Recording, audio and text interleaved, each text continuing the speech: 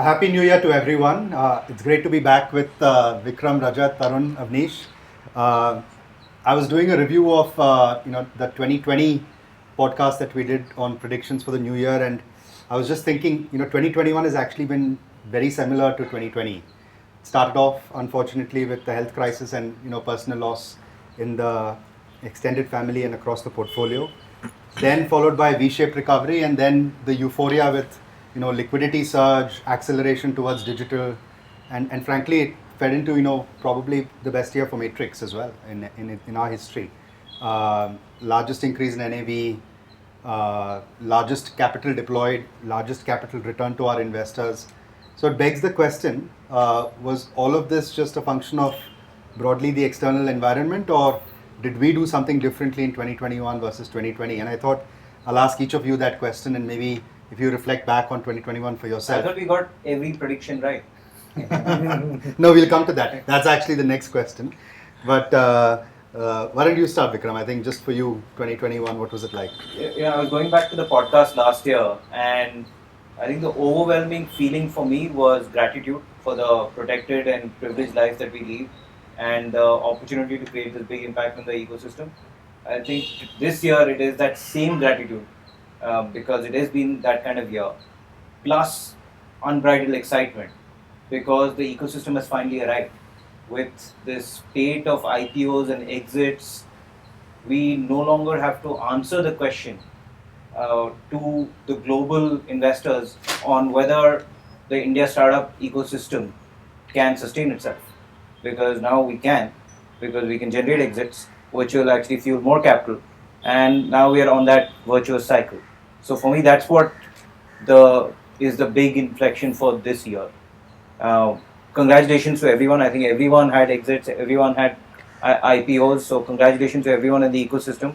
We had our fair share of unicorns, exits. So we are very grateful for that. On the team front, it's also the most number of people that we've added. We added a lot of young people. I think we struggled initially, as did everyone else, with remote and trying to figure out how to provide the best type of apprenticeship to our young folks. But when we all sort of came together, and we probably had the best offsite ever when we all sort of came together, and the energy coming out of the offsite, I think, is going to sustain ourselves for a long time to come.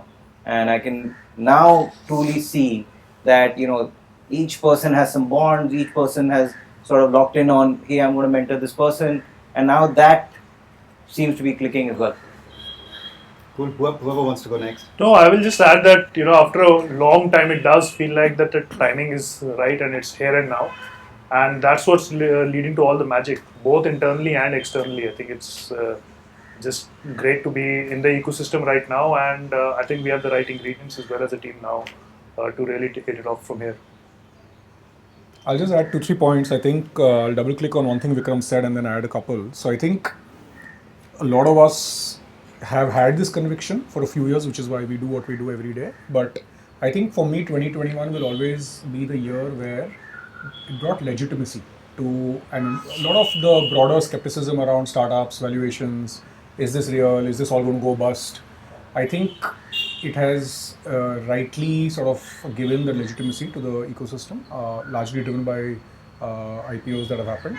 But I also think that for the first time, there is a lot more confidence that multi-year, potentially multi-decade secular bull run in just digital startups India. I think what China saw maybe for 10-15 years before us, I think we're going to start seeing that. And I think we're finally all feeling like we're fishing in a deep market. And the results are basically what we've seen in the last year, right? 30 billion plus deployed. We should talk about that capital that came in and China impact and all that. But 30 sort of new unicorns in the year. So I think it's all kind of come together, and it's good to be and grateful to be sort of part of that ecosystem, and excited about what the next 10 years bring. So it's a bubble, but I think it's a cyclical bubble in a secular, like TD said, in a secular run. We have discussed, the all three V's of a bubble are in play, whether it's volume, value, velocity of deals. But it's the most secure I ever feel while being in a bubble. While recognizing that we are in a bubble and while being nervous about that, it's also the most secure I feel. And it is because of all the factors that the market is real. And by the way, Zomato has gone public, like TD said, Freshworks has gone public. You don't go you get valuations maybe out of whack in bubbles, but you can't sustain public markets. And I think that is starting. Also, being the eldest here and having lived the 99 bubble, I wonder whether this is 99 or 96 equivalent. I think Netscape, which doesn't even exist anymore, went public 95 and or 96. Then Amazon, Yahoo, eBay, it just, so I almost feel that that's where we are. That this will actually, the crescendo is 3 years away. And this is just the beginning. But let's see, no way to predict. I will tell you the other penny that dropped for me. And we have discussed this a lot internally, right? So, and it almost gives goosebumps when you think about it. That we have discussed that imagine if you were in the 80s and you had a ringside view to be alongside Mukesh Ambani, Anand, or in those days Dhirubhai Ambani, Anand Mahindra, Sunil Bharti Mittal, and maybe Narayan Murthy along the way. Then Sunil Bharti Mittal, all these guys, Ratan Tata back then. We are having a Diwali party here tonight. The new equivalents of that are going to be here, right? And we are so privileged, so privileged. So this digital nation building, not just doing it for the. I mean, we obviously have to make money for the investors and ourselves, but it's just that for me was the biggest penny that dropped. And COVID had market level inflection, but I think it also had a founder level inflection. I think resilience really showed up. People really came together. And therefore, to me, that's actually probably the juice that will sustain me for the next 15, 20 years. Avnish, you put it very well, but I'm actually going to take you back to something that you said last year. But I said it last year. I listened to the episode, and I'll tell you what you got right. You said there will be one big IPO that will happen in the ecosystem. Yeah. There were actually two. Perhaps there'll be more by the end of the year. But you also said that there will be a market correction by 20 to 30%, and markets are actually up 30%, 40% year on year. Yeah. What do you think is going to happen next year? I didn't say by when. So, see, even a broken clock is right It was twice a called day. prediction for the year. So, even a broken clock is right twice a day, which is why forecasts have to be time bound. Mine don't. There will be a 20 to 30% market correction. But on a serious note, look, if I knew it, I would be a trillionaire, right? One would be able to time these things. There is something coming. Where, when, how, we don't know. I have actually never seen, I have seen bubbles before, but I have never seen this resilient a market. Like, you can throw, at one point we thought this Evergrande or Grand, however you pronounce it, Chinese company might be it just seems to keep, but people say that at the peak, markets keep climbing wall of worry, right? And they keep going. So, I don't know, it's going to come, we won't know where it will come. I'll tell you one thing that I have learned. You guys have met him, one of our, my peer group guys said that, people who are older like us, specifically me, we worry too much about bear markets. They are very sharp, they are very painful, but they are very short. And bull markets are multi-year. And I am going to try to keep this perspective that he was saying, that it's a secular 10, 15 year run. Along the way, there will be very, very painful corrections. One last point, I know Vikram, you're trying to say something. The last time when these corrections happened, companies had down rounds. I don't expect that anymore. I think the markets are real, their businesses are much more real, so it may have zero IRR for 1 or 2 years, maybe in some if they are overvalued. But I don't see that kind of pain, but I bet you I'll be wrong. That's what I was going to say. And this is what happens when you work with each other for too long. But I think there are going to be lots of bubble pops. And at least where companies are and where companies' balance sheets are, which are very fortified, I think there is going to be a pop. It's going to be short. And in that period of time, I don't anticipate a bloodbath for our companies because they're well funded and they're incredibly resilient. With what they went through wave 1 and wave 2, with the kind of scenario planning and iterative execution that everybody displayed, I don't expect that to be a bloodbath where a lot of companies will go under. Yeah. And I would echo that it's going to be very short, and we need to keep in mind that we're in the middle of a secular bull run, but it never goes like this. It goes like this, and these blips are going to be short and maybe high frequency. Vikram, I'm going to repeat the favor that I extended I to got Avi. The things that you said last year that I feel like we got right, not you. You said software would have a big year, just given work from home, teams are remote, companies need to figure out how to manage systems in a different way, and so there will be a acceleration. You also said millions of new customer personas would come online, and that would create this pull for software, whether that's doctors, lawyers, farmers, whoever, right? But there's another thing that you didn't call out, which was crypto, DeFi, Web 3.0, and that's kind of taken off and really overtaken the narrative in fintech for sure, but other sectors over time too. How do you feel about last year's predictions? I feel very good, and I think I got one more right. I forgot which one. I think the crypto DeFi thing is coming. It's just been incredible to see the number of projects that are taking off in India. And we just had this discussion, and we had a brainstorming session around how we think about blockchain. And at least for me, the layer one mining, coin innovation plus infrastructure, that first wave we couldn't play as a country as well.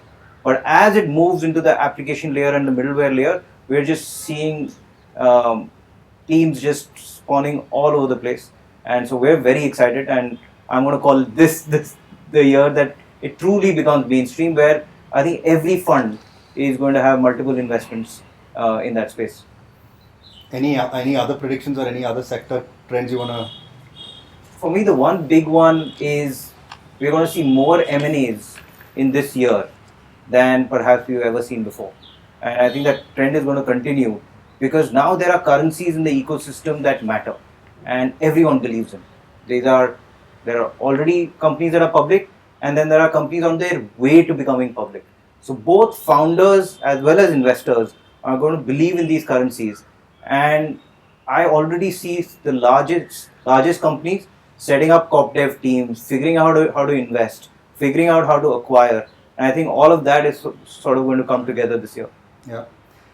I'll just add two more to that. Sorry to interrupt. I think embedded within one thing that he said about M&A. See, what's also happening is there is now so much ESOP liquidity. Multiple companies have, obviously, the IPOs and exits have created a lot of dollar millionaires, but there is a lot of ESOP buyback that is happening real time. I think what that has happened, equity has again become real in the minds of employees. I don't think in China or US in the Valley, people were ever constrained by capital. They were always constrained by ideas and sort of time to market and execution. I think India is entering that phase. I don't think if there is a person with a good background, with some domain experience starting up today, I think it is almost given that there is going to be somebody that is going to be willing to write them a check. It could be an angel, it could be a colleague, it could be somebody else. And so I think the vast democratization of just getting access to that first round of capital, I think is here to stay. I don't think that's going away. The other prediction I'll make, I don't know how bold it is, but I read this about, somebody had made this about the US market maybe 20 years ago. I think when we look at Nifty 50 today, there's like basically zero venture-backed companies, maybe InfoEdge now, but that was from a sort of past era, right? I won't be surprised if we're sitting in 2021, 2030, I won't be surprised if 30% of companies are venture-backed companies in India. And I think to me, that is really this coming of age, right? So I don't know if this is sort of too outrageous and too bold, but I think that's some version of that will play out. Yeah. No, Rajat, last year you had actually said direct-to-consumer brands are going to benefit in a big way. And you had said tier 2, tier 3 is just going to take off. And it seems like both of those definitely played out. But I'm the Oracle of Matrix. Sorry? I'm the Oracle of Matrix. But you also said that there will be a bounce back with offline edtech and a bunch of other things which I'm not gonna list out. But if you look back, and you look forward, which are the ones that you feel most excited about for 2022? Yeah. I'm still excited about the first two, that actually all three in my view, that D2C brands will continue to rule the roost. The infrastructure is reasonably present now. We'll see the first IPO of a D2C brand pretty soon as well. And it's becoming easier to start companies. There are more people to fund D2C brands, and downside is reasonably protected with all the Thrasio players out there. I'm a firm believer that D2C brands will continue to just grow, and because consumer is also becoming more and more, choosy about what they want, what they don't want, and some of these brands are just much better than legacy brands out there. I think on the edtech part, we are beginning to see our schools open up. Last year when I made this statement, Wave 2 hadn't happened, and obviously that was devastating. But this year, assuming there's no Wave 3, I still think a lot of the offline first players will come back. We've seen Byju's acquire Akash, and we've seen Chegg's price in the US, share price fall off a cliff as soon as US schools open. So I think it will happen again. I do think offline first players will come back. Offline will also be a big part of consumer brands because CACs are just through the roof for digital first platforms. And to get to the next level of growth, when I talk to all my friends who are running large D2C brands today, most of them are thinking about how this scale, go from the first 100 to the next 200 crores, 300 crores, will likely happen offline for some of these brands. The only thing I will add is, as the overall e-commerce ecosystem matures even further, the role of e-com enablers will become even more relevant because not every brand, not every company needs to solve for everything. We have one or two of those in our own portfolio, but we do believe that when it comes to video-led commerce and so on and so forth, there will be point solutions that will exist and will become more real in the next year. One trend that seems to have started playing out globally, which hasn't yet happened in India, is this regulatory tech lash. And China's seen some of that in the last year. Some version of that has begun to play out in the US as well. How do you all think this is expected to play out in India? Do you see the government getting more active or continuing to play an enabling role? I think more enabling for some period of time. Remember that in both those markets, the businesses became very large and were affecting a very large number of consumers, and it became a political topic in different ways in both markets. I think we are some way away from that. In pockets, stuff will keep happening, like gig economy issue, this issue, that issue. But if you notice, I would say we are one of the most underappreciated, digitally enabled government in the world, or basically digital enablers, right, from the government on down. So I'm actually optimistic. There are areas like in fintech where when the regulator like RBI comes in and for the right reasons, they are more conservative. But I think that's powerful. So I'm going to pick up that thread on fintech and RBI regulation. And I do think we have one of the most progressive regulators in the world because the way digital finance has just taken off and it's a pull product for every single Indian. I don't think it's happened this quickly anywhere else in the world, maybe with the exception of China. And their role, the regulator's role, is to figure out when something becomes too large and is causing systemic risk. I think the regulator intervenes whenever there is something which is causing systemic risk, and they should. That's their role. I would say this is the year where I would look forward to a lot of enabling regulations, like payments, where payments should generate its own revenue streams. And I think we're on the verge of seeing something like that. Credit on UPI going mainstream. I think neobanks, some level of regulation which enables them, not stifles them, coming into place. Because I think there was a lot of systemic risk because fintech exploded and we didn't know how to handle it. Now I think there are going to be more enabling regulations which help fintechs along the way. One big regulatory piece, perhaps it may not play out in 2022, but maybe the year after, is 5G. And obviously a bunch of things will change, but video will definitely get further bigger part of our life. There are some industries which get directly impacted. There's gaming, there's social media apps, there's commerce. I'm curious to hear, do you think some of that is already beginning to play out in some of these companies? And I know, Tarun, last year you had said gaming will be a big year in 2021, and that actually worked out. Yeah, so I think very clearly, and I think it also goes back to the theme that Rajat mentioned, which is a lot of tier 2, tier 3 audiences, right? Just imagine when we first got our first mobile phone. I still remember there was a game called Snakes. I used to spend a lot of time on that, right? And as you now fast forward back and say, what are the people who are coming onto the internet for the first time? How are they going to start spending their time, right? And if you start solving for those experiences, I think that's what gaming is doing today. So we have a portfolio company called Zupi, right? If you see, 80% of the users are beyond the metros that they are adding. But those people are highly engaged, spending a lot of time. They're playing games that probably we've outgrown, but they are massive hits still in those markets, right? So I think some of that we will continue to see. I am personally very excited by, and a lot of us internally we've spoken about this. I think e-commerce, we continue to see a lot of activity. The way to get to these consumers for the new sort of e-commerce delivery models is going to be video-led, is going to be creator-led, is going to be some sort of community-led models, and we will see that play out as well. So DealShares had a great year. Obviously, it's a much more social take on sort of grocery for tier 2, tier 3. But I think as we look at different verticals, home, fashion, we will see similar themes play out over there as well. And I think video may well be the way to get that. And I remember we used to visit China a few years ago, and just seeing how e-commerce used to work there, and we'd look at our e-commerce experience, and it literally looked like we're operating in two different sort of universes, right? And I think those will start becoming a lot more sort of overlapping. And since we're on the topic of video, Vikram, Daily Hunt and Josh have had a fantastic year as well. No, it has been the year of video, and not just for Josh Daily Hunt, but I would say it's got an horizontal impact across our portfolio, whether it's consumer brands using video for their top of the funnel, middle of the funnel conversions. We made a bunch of exciting investments in going from the infra layer to the application layer to democratize how video is used to build apps, and I think we're going to continue to see that.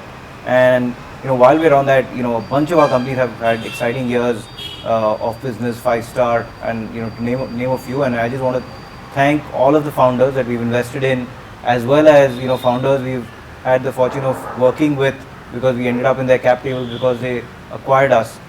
Thank you. It's been a big year for you guys, and therefore for us, and not the other way around, and we recognize that. Yeah. Actually, final question on this, overall change in infrastructure theme. There's, few weeks ago there was this climate thing, but it's become a big narrative now globally. And the Indian government has also had massive, subsidies towards electric vehicles. And we have an investment in that category or in that space, which has also gotten off to a very strong start. Avnish, any views on how that's likely to play out, the EV space in India? Well, I mean, it is like I said at the beginning that sometimes we get paid to do this job, but sometimes you would want to pay for the privilege of watching what is going on around, right? We visited the Ola Electric factory. Bhavish has been just incredible to see the scale of the ambition, the disruption.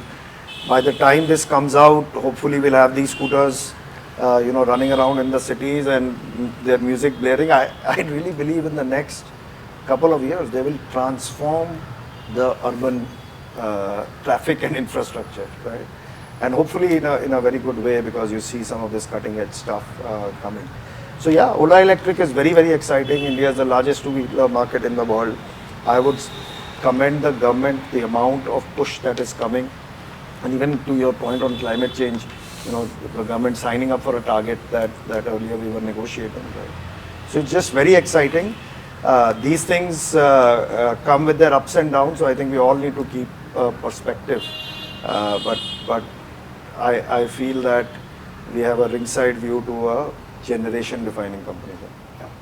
Yeah. And they fully echo the thought. And there's this other big initiative that the government kicked off like 5-6 years ago, which was Make in India. And it's great to see that play out with this company, but it's also great to see the entire SMB universe just take off. The B2B ecosystem, I would say, in 2021 was just on fire.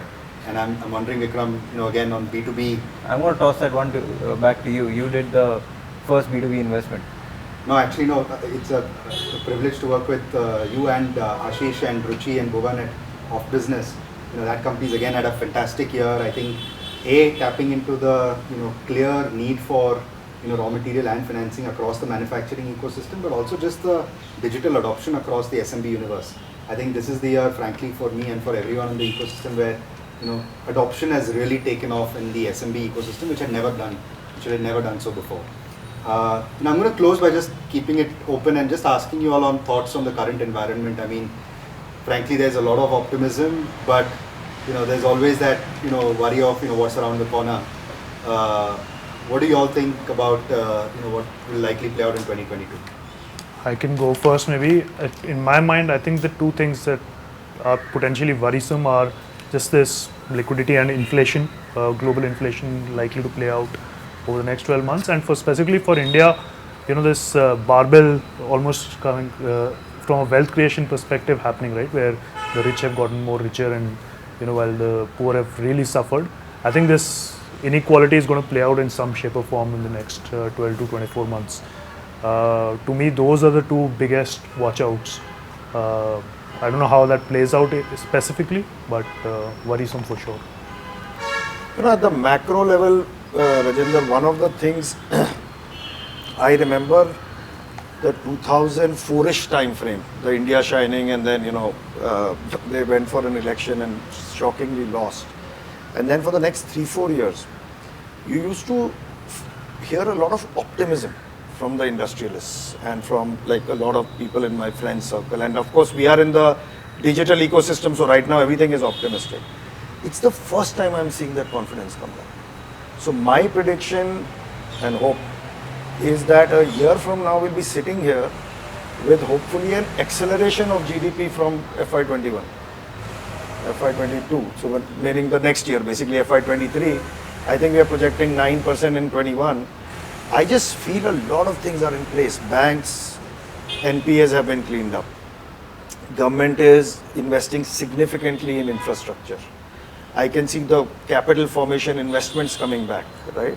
So we are seeing this digital microcosm, which who knows when the bubble bursts and all of that. I'm actually optimistic on the macro. And I know I do worry about inflation and all that, but India has actually grown despite inflation, historically. We used to have 5, 6, 7% and yet grow. So we'll see. I think the way some of that plays out in digital is we'll have 15, 20 companies maybe public by this time next year. I think at least 30 to 40% will blow up in terms of post-IPO performance. And I think that may be the trigger, and that will be a very good thing, because everything doesn't always go like this, right? So people have to balance it out. But I'm overall much more optimistic, mainly because of the macroeconomic and more the animal spirits. So one of the things closer to home is what Tarun was talking about with the number of exits and ESOP buybacks. Everybody has a lot of money and everybody has become an angel. And before, I used to walk into a Starbucks and everybody had a startup. Now everybody has a micro VC fund, and which is fantastic because it's going to lead to an explosion of startups. And there is a lot of resources available at an early stage for founders, which we're very excited about. What we're afraid about is, or what worries us is, how do we parse the number of opportunities coming our way? And so for us, it is about choosing some areas of focus. But one of the things we're also thinking about is how do we enable this angel ecosystem to work closely together and figure out how we are sort of in the middle of this nation building, because I think enabling this angel ecosystem will actually lead to that digital nation building, and it's something that we are working on for this year. It's interesting that you mentioned that, Vikram. I've always felt that angels are getting far more sophisticated than when we started out, like call it 10-15 years back, and B, honestly, I think they're catching on to themes even faster than VCs are, and it's super exciting. I think some of the stuff that you were talking about earlier around crypto, NFT, and DeFi, I think there have been multiple angels who started making investments in those spaces before VCs have. So we're we're excited and I think energized by this concept of this digital nation building, and I think there are many architects to this, and I think angels will play a big role in architecting a part of this in the startup ecosystem.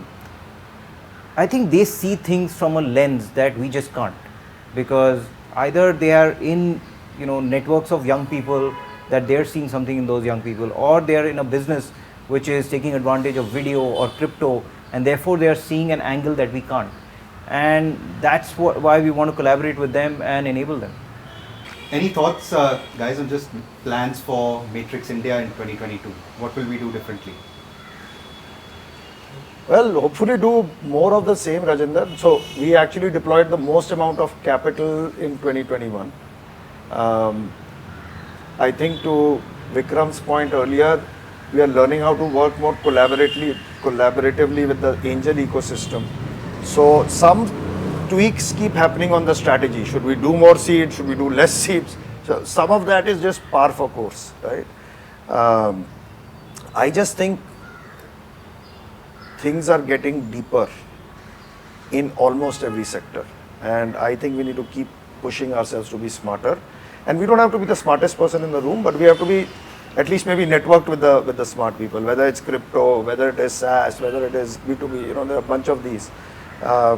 But I would say super excited, even keeled deal pace. Somewhere along the way there'll be another fund, but that's not what prevents or changes anything for us on a daily basis. But I would just like to close by saying the most excited I have ever been, and I've been doing it for 15 years. Yeah, I'll just add, I think what changes, I think if I look back 2-3 years, right, the big moves we've made as a fund is, I think we caught the trend of experienced founders early, and I think that's played out well. The second trend we caught early was getting into the best companies is going to be more important than optimizing for ownership at entry, right? And I think it was a trade-off we made, but I think that's worked out well for us. I just think we need to get smarter on newer areas, and we had some of the discussion today around crypto being a major theme. I think we've renewed our commitment in enterprise SaaS. I think that, along with maybe starting to have a little bit more of a India first view, a lot of I think first generation of companies that got built were X for India. I think next few years are going to be, we'll build something in India and how does it go outside India? And I think we will start seeing more of those examples come up. Like an off business for, A, B, C, D, E, right? And we've made some of those investments in India. I think we'll start seeing other companies around the world also looking at it that way. So I heard this from multiple founders who had raised huge rounds, IPO and so on, and I asked them what's changed, and they said nothing, it's back to work. And that's what this is. It's back to work for us, because this is just sort of round one of this journey.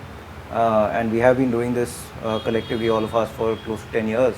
And I think market has arrived. It's time to actually focus and double down on what you know.